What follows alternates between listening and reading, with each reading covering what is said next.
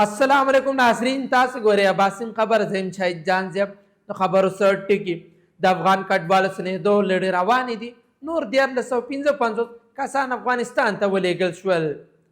په ملک د سخت ګرمۍ لړۍ محکمه موسمیات د هیټ ویو خبرداري ورکړې. خیبر پښتونخوا کې پولیو خلاف 15 ورځنی مهم په د اپریل 21 نه شروع کیږي.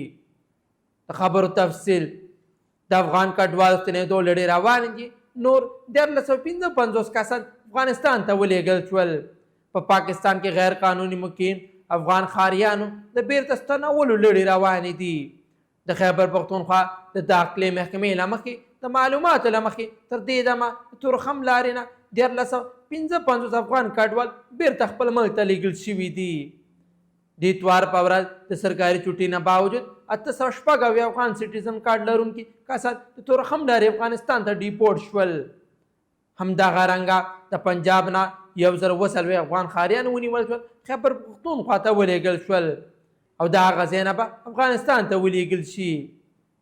چارواکي وایي چې دا عمل د اپریل میاشتې لومړنۍ نیټې نه شروع شوی او دا به په مرحلو کې روان وي. په ملک د سخت ګرمۍ لړۍ محکمه موسمیات د هیټ ویو خبرداري ورکړې. محکمه موسمیات د ملک په مختلفو علاقو کې د زیاتې ګرمۍ له وجې د هیټ ویو خبرداري ورکړې ده.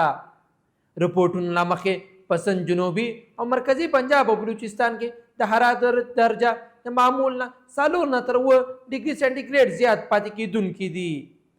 په 13 غنټو کې تر ټولو زیاته ګرمي په دادو، منجو داړو، نوابشاه، پډیدن کې 40 درجې سنټیګریډ ریکارډ شوي. په داسې حال کې چې خیرپور، سیبي او لاړکانه کې 40، سکر، جیکب آباد، رمیار خان، نورو ښارونو کې 45 درجې ته رسېدلې ده. بلخوا محکمه موسمیات پیشګویي کړې د نننۍ شپې نه تر 11 اپریل پورې به په اسلام آباد، پنجاب، خیبر پښتونخوا، ګلګت بلتستان، کشمیر او غلیات کې دوړو سره بادونه سپک بارانونه کېدلی شي، کوم چې کېدی شي د ګرمۍ شدت لږ راکم کړي.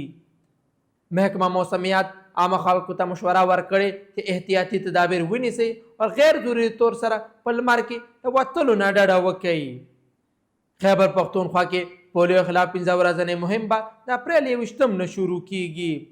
خیبر پښتونخوا کې د پولیو مخنیوي لپاره 15 ورځنی مهم به د اپریل 21 نیټې نه شروع کیږي، چیرته چې شاوخوا 80 لکه ماشومان ته د پولیو نه ساتلو څاڅکي ورکول کیږي. د صحت محکمې وینا ده چې صرف پېښور کې به 8 لکه نه زیات ماشومان ته د پولیو ویکسین ورکول کیږي.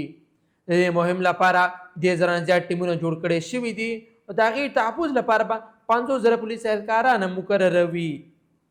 یاد دی وي روان کال کې په خیبر پښتونخوا کې د پولیو یو کسر یاد دی وي روان کال په خیبر پښتونخوا کې د پولیو کیس رپورټ شوی دی او د دې له وجې دا مهم نور موثره کولو لپاره هر ممکن اقدامات اخیستل کیږي.